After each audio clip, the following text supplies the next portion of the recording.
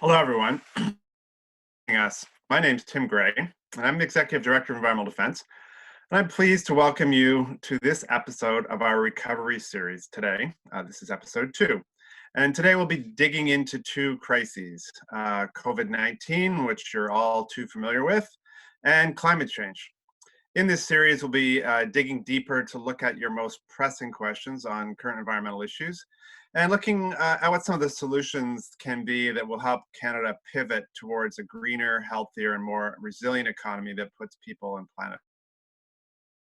If you don't know us, if this is your first time with us, Environmental Defense is a leading Canadian advocacy organization, and we work with government, industry, and individuals to defend clean air, a safe climate, and healthy communities. And I'd like to acknowledge the land that I'm on today. I'm not in Toronto. I'm actually north of the city in a place called Bancroft. And I would like to acknowledge that I'm in the traditional territory of the Anishinaabe, Huron-Wendat, and Algonquin peoples, who are the original keepers of this land, and that Bancroft is covered by the Williams Treaty. There are many of us in many different locations today, and I encourage everyone to think about those whose land they are on today. As we're all aware, in Canada, climate change continues to disproportionately impact Indigenous nations and people. Something to keep in mind during our discussion today. And as guests, today we have 2 speakers. Matt Jamieson, who's CEO of 6 Nations of the Grand River Development Corporation, and I'm going to talk a little bit more about Matt in a moment, and Julie Levin, who's the Climate and Energy Program Manager with Environmental Defense. Say hi, guys. Hello, thanks for having me. Hey, great to be here. Great. Thanks for joining us, both of you. Before we get started, I just wanted to explain a bit how we'll be using the webinar software today. At the bottom of your screen, you can see a button called Q&A. And if you hit that button and type your questions, our team will relay them to me. Last time we had about 90 questions, so we won't get to them all, but we'll try to get as many as possible. We'll also be recording the webinar and posting it on YouTube. So if you have to leave early or you learn something you like and you want to share it with colleagues or friends, we'll be sending it around afterwards and you can get the link there. So just a little bit of an introduction about what we're going to chat about today. It's really been another unprecedented week in a month of them around climate and energy issues. Just this week, oil prices fell to less than 0. And that's quite remarkable. That's never happened before. And why is that? Well, that's because everyone is stuck in their houses. They're not driving, they're not flying, industries aren't operating. So we've just had a huge amount of decline in the amount of oil that's being used. But this is also related to a more systematic and long-term decline in the demand for oil. And that's because we need to address climate change and we need to use less oil. In fact, by the middle of this century, we need to be using very little.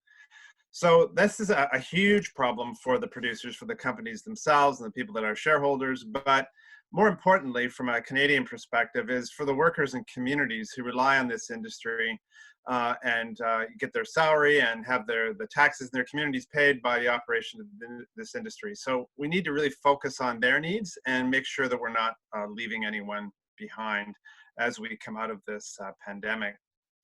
At the same time, we recently, that is Environmental Defense, received a leaked memo sent by the oil industry associations to the federal government, to the federal cabinet.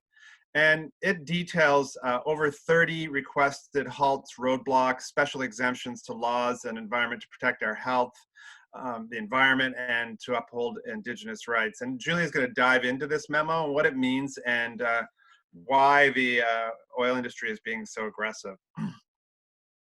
One of the things that reason why they do this, and they feel that during a crisis that they can attack all the laws and rules that protect health and make the world a better place for them and a worse place for us, is that they continuously try and say that we have no alternatives, that we have to burn ever more fossil fuels, more oil and gas, more coal, and that we will always be forever dependent on the jobs and taxes and revenue that come from that industry.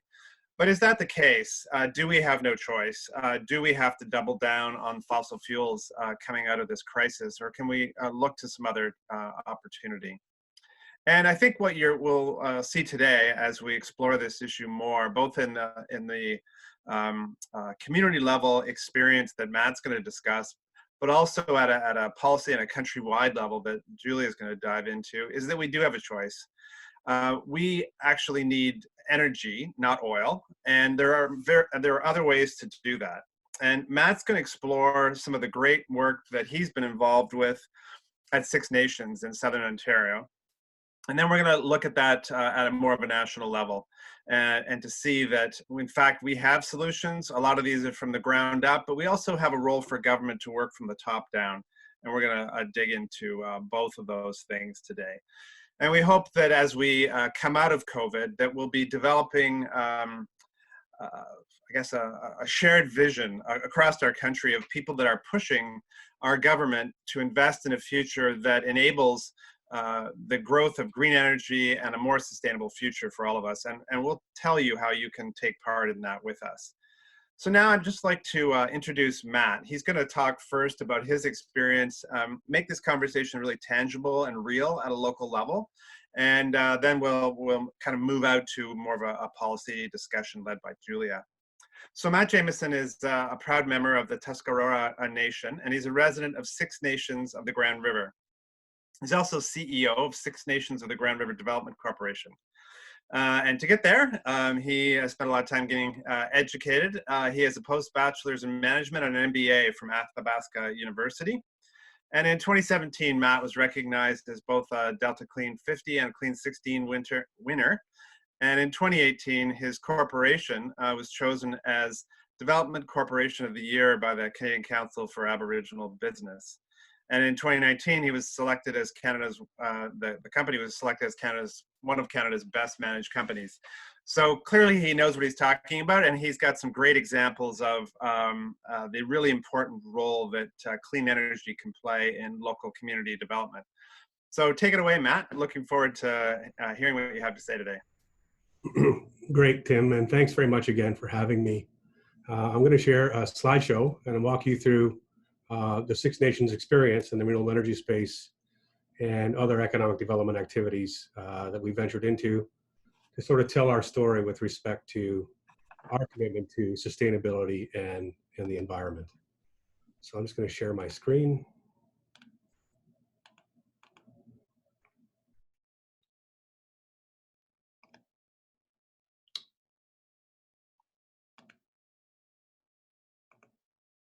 Okay, sorry, at the wrong end. Apologies about that. So Six Nations of the Grand River, as you may or may not know, Six Nations is the largest First Nation in Canada by population. And I think it's an important precursor to say that, partly because many Indigenous communities in the region and throughout the country look to us sort of set the standard, to set the example of what's possible in economic development and governance in the Indigenous world.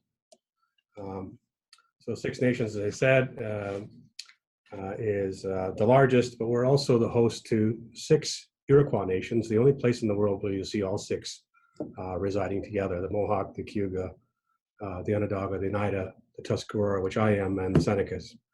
We're about 27,000 members, and about half of that live on the reserve proper today.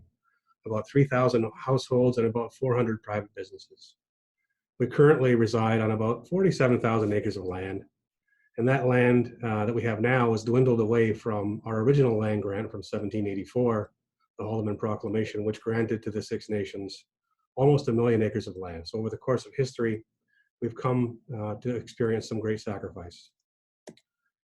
Here is a map, a topographical map that shows you sort of our traditional Iroquois territory as it was way back in the 1700s. And the area outlined in red is effectively our hunting grounds. And today, if you look right in the middle of the map, you'll see the purple strip. That little purple strip would have been the Haldeman Proclamation lands. And then there's a little blue dot in the middle of that, if you can even see it. And that's where Six Nations Reserve is today. An interesting note, if you go on Google Maps, and Google Earth, I should say, and you want to see exactly where the footprint of Six Nations is, if you hover around that area and start to drill down a little bit, but not too far, you'll see one green postage stamp of trees. And that's exactly where Six Nations of the Grand River is. And I think that that image, if you look at it from Google Earth, tells an important story about who we are as a society. We preserve our trees, we're focused on sustainability, and yet we are advancing as a nation on our own terms. So the development corporation that I'm the CEO of is a public body performing a function of government that was empowered by the Band Council here at Six Nations. Many, many years, the Band Council at Six Nations struggled with economic development like other Indigenous communities have. Those struggles ultimately led to some failures, and with failure comes hesitancy. And some of our leaders over the past number of decades have come to fear partnerships and opportunities, and thus we never really had a chance to advance economically as a nation. So we made it a conscious choice in 2010 to focus on getting organized, getting prepared to do business on our terms through transactions that made sense to us. And since 2015, we've launched our company, and we've gone on to manage the economic interest and the investments on behalf of our community.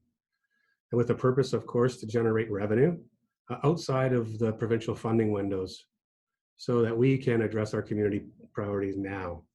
No longer are we prepared to wait for federal transfer payments to the community to determine our fate.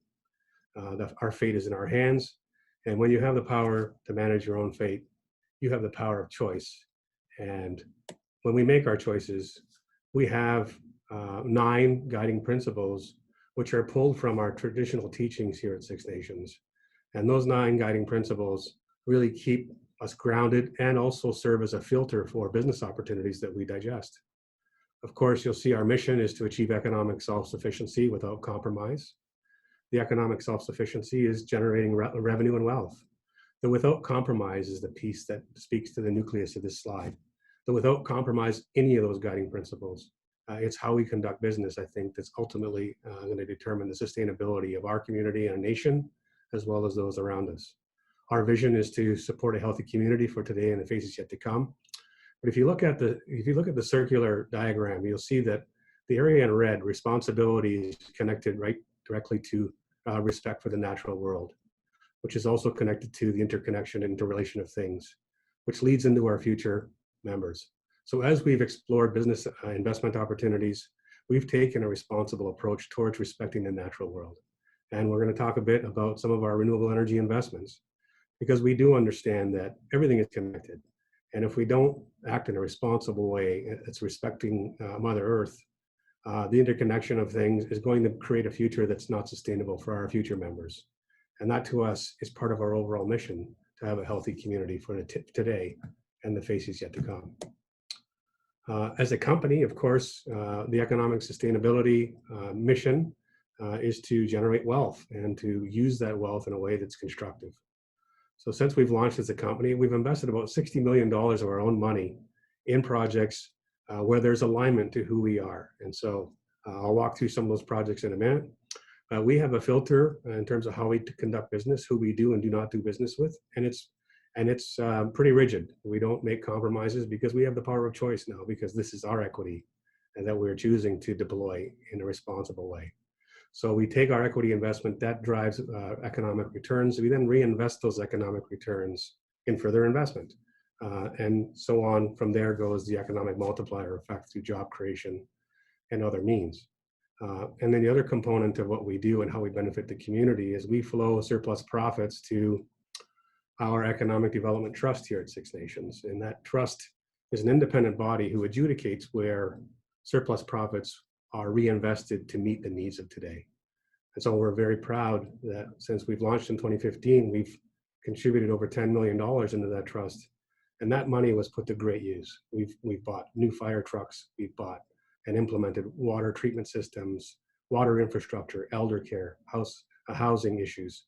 And so this is an example of how we've seized opportunities by getting organized and prepared to do business, making strategic investments that align with our values, and then using the distributions from those investments to touch the community in a meaningful way. As we grow as a company, we've got a goal. It's called for us Autonomy 150.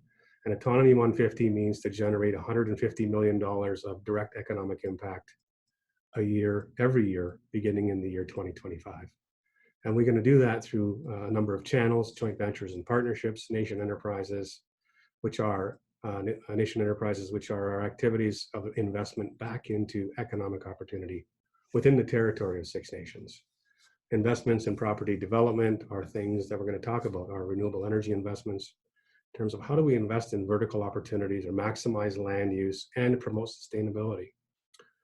And then the foundation of all that we do here is our human capital. We need to promote and retain and attract the best talent so that we can unlock innovation and acquire knowledge where it's needed.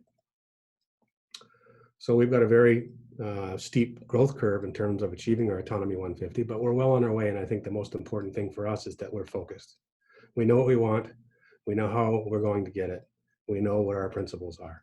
And if you have those key elements in any business, you're well on your way to success. So here's a couple of things that we invest in. The Nation Enterprise I talked about, these are the companies or enterprises that we run within Six Nations territory. The bottom left, you'll see our economic interests. I'm going to talk about that in a second.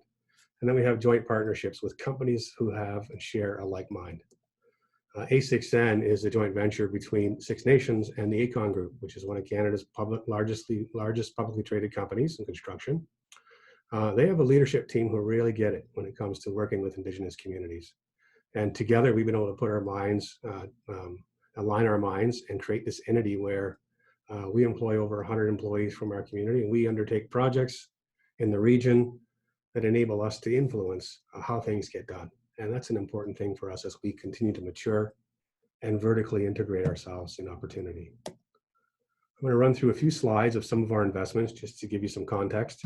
This is one of our first investments was an equity stake in the Grand Renewable Wind Project, which is a 149 megawatt wind project, which was promoted in Ontario through the Feed-in Tariff Program version 1. In the same program, we also made an equity investment, a 50% equity investment in the Niagara Region Wind Farm, which is a 230 megawatt wind farm located in the mid-Niagara Peninsula. Most recently, and one of our most proudest achievements is the repurposing of what used to be the Nanticoke Ontario Power Generation coal station, which was decommissioned, and we now are an active owner and investor in the redeployment of that land as a 44 megawatt solar farm. It's producing clean power as we speak. Another large solar farm we've invested in is the Grand Renewable Solar Farm, which is a 100 megawatt solar farm, which was at the time it was built, the largest solar farm in Canada. We're very proud to be part of that investment. We've also done things more organically in our community. We've invested in rooftop solar projects. So this building is an example of one of our industrial buildings within our territory, where we put people to work every day, but we generate value from the sun as it shines. We've also invested in transmission assets where we've uncovered situations where transmission corridors, in particular, this one was effectively stranded by circumstance in the province. And we stepped forward as a solutions provider to say, listen, we can be part of the solution. We actually brought A6N, our joint venture construction company, and we finished this transmission corridor with our own people. And now we own an ownership stake in the transmission line. And lastly, what's next for us? Well, I think that if you haven't gotten the message through my slideshow, part of how we've positioned ourselves is a solutions provider. We are an Indigenous-led, principally guided solutions provider that can add tremendous value, not just to the development world or our neighbors, but to government. And what we need is an audience that are prepared to listen, learn, hear what we have to say. Look to us with an arm extended in partnership, and let's promote investment in a way that's sustainable and clean. And I think that for everyone involved, all stakeholders, will all be for the better. That's my slideshow, Tim. I think there's probably questions afterwards, so I'll hold until we wrap. Yeah, for sure. And that's great. Thanks so much, Matt. I just actually had one kind of clarifying question, just because when people are talking about things like megawatts and stuff, sometimes it's hard to for people to get their head around like what is a megawatt? How much power is that? So I just did some quick math as you were talking, and the combination of the solar and the wind investments, I come up with about 525 megawatts of power production. like maybe just in terms of typical number of houses, how many houses would a megawatt of power? Well, I'll give you some other practical context. So our community, Six Nations, we have 3,000 households and 400 businesses. And the peak load requirement for our community is 18 megawatts. And right. So that's a lot of power then. A lot of communities could be powered by 525 megawatts. A tremendous amount. And the actual math, if you look at our entire portfolio, we have direct equity investments in 980 megawatts. So I only gave you a snapshot of some of the things we have. But we're also a participant via support agreements with another 450 megawatts. So almost 1,350 megawatts of power we are actually directly party to, and very proud to have played a role in that investment. Looking to do more as well. That's kind of interesting, just in terms of the scale, because I think quite often people don't realize the degree to which renewable power is already part of the equation and what its potential is for generation of power at scale. This isn't just some solar panels that you might have on your garage that fill up a few batteries. This is actually something that is really operating at scale. I think that's really important for people to realize. Yeah. I don't know if maybe, Tim, I just want to maybe elaborate, go back. We had that one, our last slide was talking about the future, which is battery storage. And we believe that battery storage married together with renewable energy is indeed a way for us to unlock tremendous value in the current system grid in Ontario without having to go back and pour a tremendous amount of capital into assets that really the key ingredient is right in front of us. And that's leveraging innovation and technology to mitigate the need for further capital investment that could potentially cause environmental harm.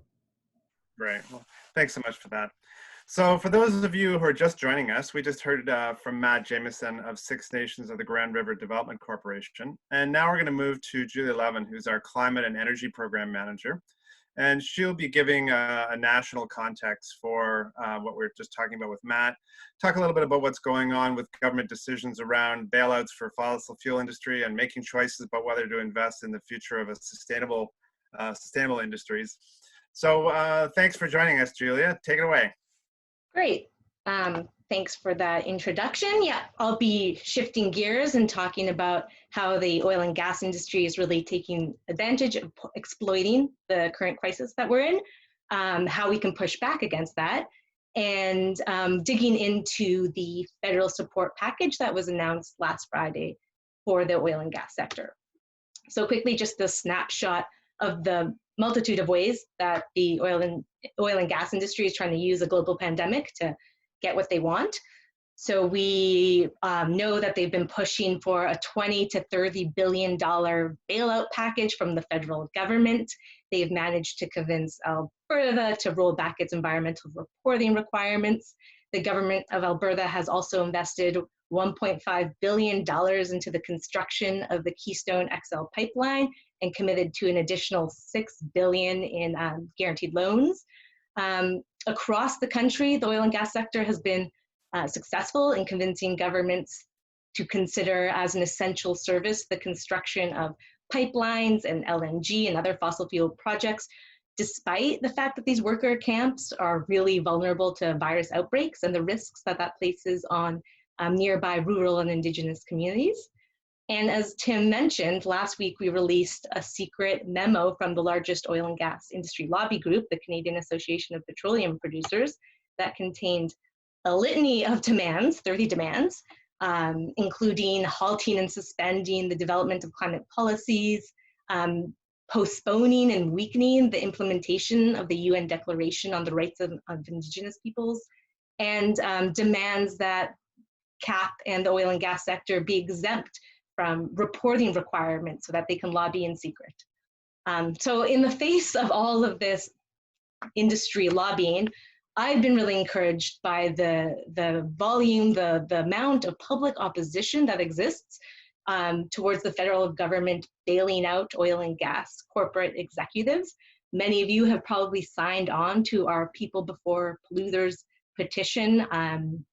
There's been just an outpouring of opposition. And that is really significant in shaping how the government responds at this moment in time. And it's really crucial that we keep this level of opposition as the months go forward as well. So what was in that package that the government announced last Friday? Well, the focus, how the government communicated about this recovery package was really with a focus on putting people back to work, decreasing emissions in Canada, and transitioning us towards a clean energy economy, which are all really important things. But when you dive into the details, as we're about to, there's a lot that's really concerning in this bailout. So the three components of the bailout, the first was $1.7 billion to clean up orphan and inactive oil and gas wells and put people to work doing that. The second component was a emissions reduction fund, primarily focused on reducing methane emissions, and that's $750 million that will be delivered through a combination of grants, direct grants, and loans. And the third component was additional financing for medium-sized oil and gas companies. So we'll dig into those a little bit.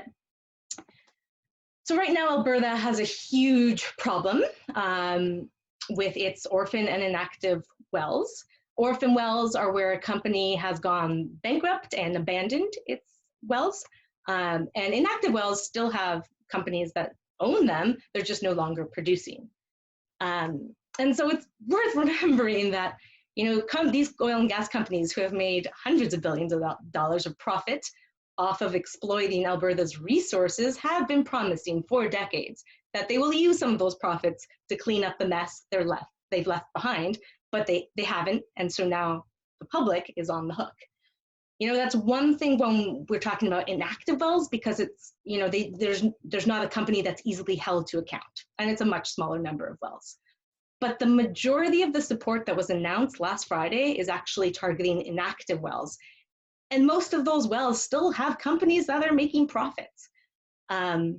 We have no clarity on the kinds of mechanisms that might be brought in and included in this package to make sure that the public isn't responsible for an ever-increasing amount of industry cleanup dollars. If you look at the cleanup cost of those 93,000 inactive wells, it's estimated to be $100 billion. And then when you include things like cleaning up the trillion liters of tailings ponds and other aging infrastructure in the oil patch, that cleanup cost goes to $260 billion. So the third part of the government package was this additional credit to medium oil and gas companies. And this is exactly what the industry has been asking for. So we have concerns about transparency about how this money will be delivered, but ministers have also declined to put a price tag on how big this will be. So how much of a bailout will come through this additional financing mechanism, especially since ministers have also made reference to extending this credit to large energy companies as well. Export Development Canada is the Crown Corporation that will be responsible for delivering these loans. And it's worth noting that they already give $10 billion a year in financial support to oil and gas operations, which is 12 times more than they give to the clean tech sector. You know, the bottom line is really that Canada should not be bailing out oil and gas. This is an industry that already was declining before COVID was a thing. Its emissions are completely incompatible with our climate commitments. And this is also a sector that has been steadily decreasing its employment levels as it looks to automation and different tactics. So there's not job growth in the sector. So where should we be investing instead? As you've heard from Tim and Matt, the solutions are here. So we should be investing in things like energy efficiency. And if you tuned in to the previous webinar, our first webinar, you'll have heard all about building retrofits. We need to be investing in electrification, especially of the country's transportation sector. And we need to be decarbonizing that electricity grid through projects like the one Matt has outlined, and other types of sectors like the geothermal industry. So investing in the renewable energy sector. And tune in to the future webinars to hear from some of my colleagues about those other areas listed. So investments in these areas won't just put Canada on path to meeting our climate commitments, but they also will ensure that we can actually create jobs in every single community across the country and deliver enormous health benefits. Given the scale of public finance over the next little while, we really have a once-in-a-generation opportunity to make sure that we're transitioning Canada to a more resilient society and economy. And that's where we all play a role, you know, in keeping Canada accountable to building back better. You can sign our petition, urging government to say no to big oil's demands and yes to a green and just recovery. Back to you, Jim.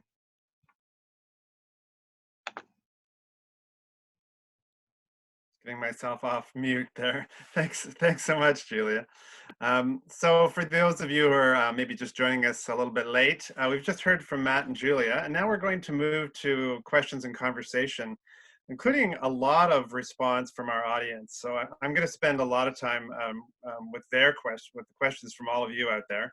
I have a couple myself as well, but there's a clarifying one here that goes directly to Julia's presentation from an audience member. So I'm just going to read that one out right now because I think before I get into the more general conversation, this one would make sense. It says from Deborah, Julia, I don't understand the rationale industries are using for asking to suspend health, safety, and environmental protections. What connections are they making to COVID-19? They're saying that there are health risks associated with having folks out monitoring these sites that, you know, that goes against physical distancing requirements. But it's just so obviously hypocritical, while at the same time, they're shoving hundreds of workers into worker camps in close quarters. And they say they're doing it with extra precautions, but we've seen COVID outbreaks at these worker camps. So the hypocrisy is just very clear there. Yeah, interesting. Matt, a question for you. You know, I'm really curious to know how you got your community to a place where they were kind of willing to new. I mean, you've been doing this for a while, you know, a whole track record of success now. But when you got started, how did you get your community to a place where they wanted to do this? Because as we know, there's you know, there's skepticism at a community level around whether renewable energy is viable, whether it's safe, whether or not it's actually going to produce any real revenue for a community. So how did you do that? Did you have a magic wand? How did you get that done? No magic wand. And you know, the reality is any society, Indigenous or otherwise, is never going to be, you know, 100% supportive of a decision. That's just the reality of human nature. But I think for us and the renewable energy projects that we've engaged with, part of it is, you know, we identified the space, the sector of renewable energy development as a means to achieve our goals. It fit within our principles, and to us, it just made a lot of common sense for us to take efforts and take steps to participate in the removal of coal. I mean, the Nanticoke generating station, which is now covered by 44 megawatts of solar, used to be Ontario's biggest polluter. And so for us, what a tremendous story for us to play an active role of not only supporting, but actually investing in those types of investments. But take a step back, and how do we get the community on side? I think part of it is for the development world to realize that Indigenous communities are truly worthy of partnership. We're not just a box that you can check from a consultation standpoint. We have solutions and ideas, and we want to be part of the solution. At Six Nations, we've been here since 1784 in the Haldeman Proclamation. For over 230 years, everything was built around us, and we were sequestered on this island of the reservation. And we weren't an active participant in the future. Now came an industry that aligned with our values, and we could actually play a role. And some government policy back in the Feed and Tariff program days necessitated consultation with Indigenous communities, and it was through that bridge that we were able to take a seat at the table. And when you have a seat at the table and you have the ability to learn early and be able to answer the tough questions, you can then engage your community in an open dialogue to share ideas, to go through iterations of what the project could look like, so that we are sensitive to the feedback of our community. And when you do things like that and have a truly robust dialogue, it's been fairly common for us to experience a lot of support because you're truly listening and the mission is aligned with the values that we seek. Yeah, that kind of leads me to another question. Then I've got one from a really interesting one from our audience to you. But you mentioned the feed-in tariff program. For those who are not familiar, that was the provincial government in Ontario was paying a premium for renewable energy through that program, so solar and wind. And so you can see in that circumstance that, especially in the early days of solar and wind generation in Ontario, when we basically had none, that there was a kind of a key role there for government to set the table in order to get things going. What do you see the role of provincial and federal governments are in terms of setting policy across Canada to help make sure that we do make this shift towards cleaner energy? Yeah, I think in the province of Ontario, certainly the catalyst was the feed-in tariff program, where they did offer incentives to promote investment in innovation that really, if you look at the market back then, prior to the Green Energy Act in 2009, when we had the traditional operating environment with coal and nuclear and some hydropower in the province, but otherwise, it was just a cut and paste of the systems and technology that were there for decades. So, that government in 2009 enacted the Green Energy Act, which promoted investment. There was a domestic content requirement back then. I think that was all good to draw investment and enterprise into the province. It also gave us an opportunity, Indigenous communities, an opportunity to participate, because at the government of the day provided an Aboriginal, which incentivized big business to sit down and do business with us and include us in the development horizon. So I think, that's an example. I think Ontario at that time did quite a few things right. I know that it took a lot of heat with respect to the long-term contracts and the cost of those contracts. I think now, though, there's been a learning curve, and over the course of the last decade, the price of renewable energy power has come down considerably. And what used to be greater than 10 cents per kilowatt hour to produce solar projects now is in the sub 10 cents because of technology and innovation. I think it's just a matter of time for technology to catch up and suddenly become at price parity, or if not, more favorable than other traditional power solutions. The province and the feds need to work together to find policy to help build relationships across the country in a systematic and conducive way with Indigenous communities. You hear it more and more. Projects are getting stoplighted by Indigenous communities who have the influence and the power to bring these projects to a screeching halt. Look no further than some of the shareholders in some of the oil and gas sector. They'll know because they've seen it. So policy, I think, is key to not just a one-dimensional policy approach, but a national approach that's multi-layered to include Indigenous communities, the provinces, and the feds all working in conjunction to embrace innovation and technology so that we no longer put good money after bad. Makes sense. I think people need to remember too that most new, big new programs around innovative technology in the energy space really have required government to be involved at that kind of table setting stage, early investment. The tar sands in Alberta are no different. It was not possible to get them commercialized without the huge involvement of the federal and provincial governments. So, solar and wind and stuff at the beginning were kind of similar, but as you mentioned, once a lot of investment is attracted, things start to move to scale, the prices really fall quite rapidly and they become more, you can commercialize it more easily. I have a question here from audience member, from Andrew, who says, I'm impressed, this is to Matt again, impressed with how you're investing for a better future and showing how it can be done. Are there any way that investors outside of the community can invest in your enterprise? I think somebody wants to see if they can cash in on your returns. So do you take outside investors? Well, I appreciate that's flattering. Thank you for that. I'll tell you that private investment into the activities that we are exploring is something that we're looking at, but we're looking at it organically first. We have community members here who are active supporters of what we're doing, and they're prepared to put their own personal money into some of these projects. So our first order of business is to create an investment vehicle to appeal to our domestic community here within the territory at Six Nations. But who knows? We grow and continue to have success. You never know. We might have to put out an offering. I think you might get some uptake on that. Right. Julia, like moving out of Ontario, moving over to Alberta. some thoughts on how we address the problem of the real human problem of the fact that so many people in Alberta work in the oil patch. The economy there is about 30% of their GDP comes from oil and gas, about 10% nationally. We know the oil industry has to get smaller over time. What do we do? What are some ideas that we can deploy there that that government can have a role in helping transition people to a new workforce? Yeah, of course.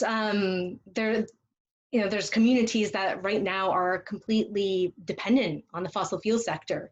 But just like in other parts of the country, we have various types of renewable projects that work really well in those contexts. In Alberta, geothermal is really an untapped resource, a hugely untapped resource that we need to start leveraging.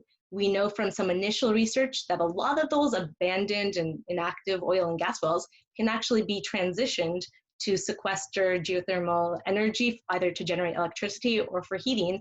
But just as you were saying that, transitioning to new sector needs federal support, and we need to see that initial support go into mapping out these resources so that we can start to bring the economies of scale that we're seeing in other renewable energy sectors. Great. And one more for Matt and one more for Julia, because we're coming up to our 45-minute mark, and then I'm going to do a little bit of a wrap. But Matt, if we, we're going into this fall session, where fall economic statement, the federal government has been signaling to all of us that they're going to do a big spend, and probably the same in the budget in next spring of 2021. And they're making some critical decisions right now about, where to spend that money. So just pretend that I'm the finance minister, that I'm Bill Morneau, and I've got $2 billion to spend on renewable energy. What would I do with that to create more of what happened in your community? What would be the things that I would do with that money specifically? And we talked about the policy side, but what about the money? Is there a place for that in terms of the federal government spending?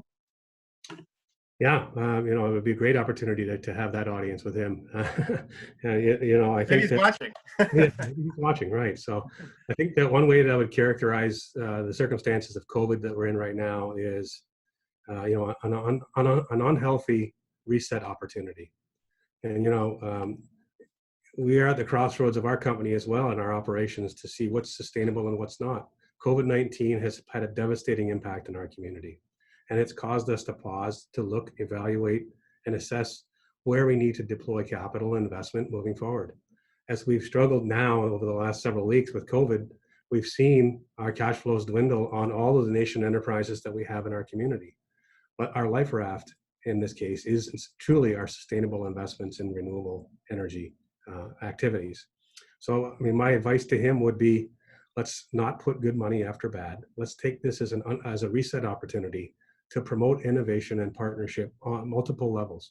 I think that the province of Ontario, as an example, is very, very, sort of stuck in the system requirements that they have today. It's a complicated system. They don't want to take risks. They've made election promises in terms of savings to the ratepayers. So it's through technology like the battery storage solution that we're proposing, where we need the feds to step up and at least backstop or provide funding through the Canada Infrastructure Bank, for an example. How do you deploy capital and or underwrite risk to allow innovation to take hold, to promote new technology so that we're not pouring good money after bad? I think that, the fossil fuel industry has run its course.